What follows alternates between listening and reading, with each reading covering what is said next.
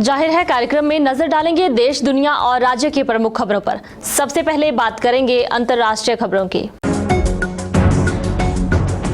भारत के संविधान निर्माता डॉक्टर बी.आर. अंबेडकर की अमेरिका की सबसे ऊंची प्रतिमा का राजधानी वॉशिंगटन डीसी में अनावरण किया गया। इस दौरान भारी संख्या में भारतीय मूल के लोग मौजूद रहे और उन्होंने जय भीम के खूब नारे लगाए। डॉक्टर अंबेडकर की प्रतिमा को स्टैच्यू ऑफ इक्वलिटी का नाम दिया गया है। हमास द्वारा बंधक बनाए गए सैकड़ों इजरायलियों और अन्य देशों के नागरिकों की हालत बेहद दयनीय बताई जा रही है। ऐसे में बंधकों और लापता परिवार फोरम की मेडिकल टीम के प्रमुख हगाई लेविन ने अंतर्राष्ट्रीय समुदाय से हस्तक्षेप करने का आग्रह किया है। न्यूजीलैंड के चुनाव में शनिवार को पूर्व कारोबारी क्रिस्टोफर लक्सन ने निर्णायक जीत हासिल की। वह देश के नए प्रधानमंत्री होंगे। लोगों ने 6 साल की उदारवादी सरकार के बाद बदलाव के लिए वोट दिया। और अब बात करेंगे राष्ट्रीय खबरों की। तेलंगाना में 30 नवंबर को होने वाले विधानसभा चुनाव के लिए 9 अक्टूबर से आदर्श आचार संहिता लागू हो गई है। इसके तहत मुख्य निर्वाचन अधिकारी ने शनिवार को जानकारी देते हुए बताया कि राज्य में विभिन्न स्थानों पर 48.33 करोड़ रुपए से अधिक नकद और 37.4 किलोग्राम सोना जब्त किया गया। बच्चों में टीबी की बीमारी तेजी से बढ़ रही है। ताजा अध्ययन में 686 बच्चे शामिल किए गए थे जिनकी आयु 15 वर्ष से कम थी। इनमें से 50% बच्चे संक्रमित पाए गए, जबकि 3% में संक्रमण बीमारी में तब्दील हो गया था।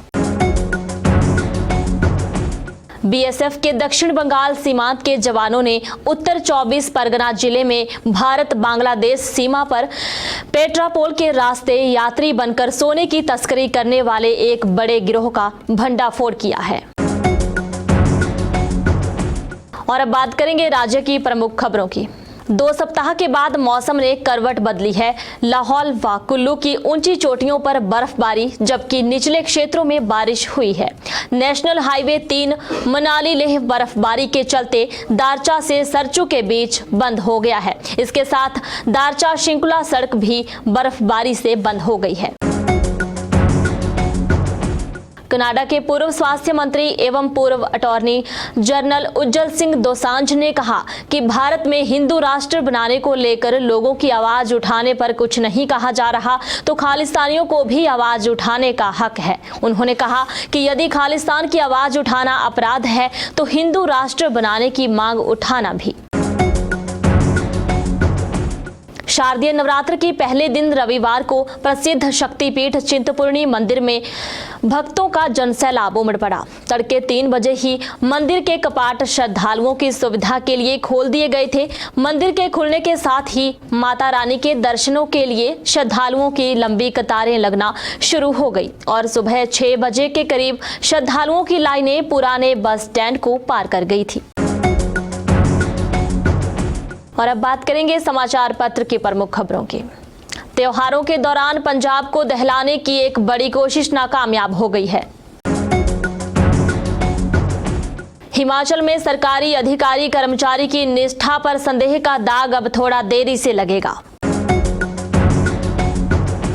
हिमाचल प्रदेश में पुलिस के नाक तले पिछले करीब 3 साल से क्रिप्टो करेंसी की ठगी का खेल चलता रहा।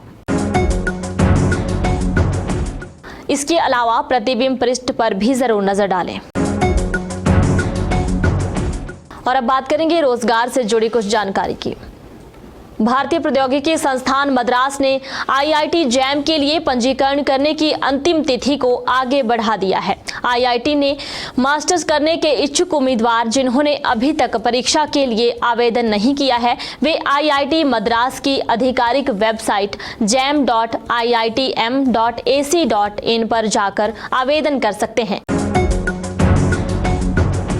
जाहिर है कार्यक्रम में इतना ही। बने रहे दिव्य हिमाचल टीवी के साथ।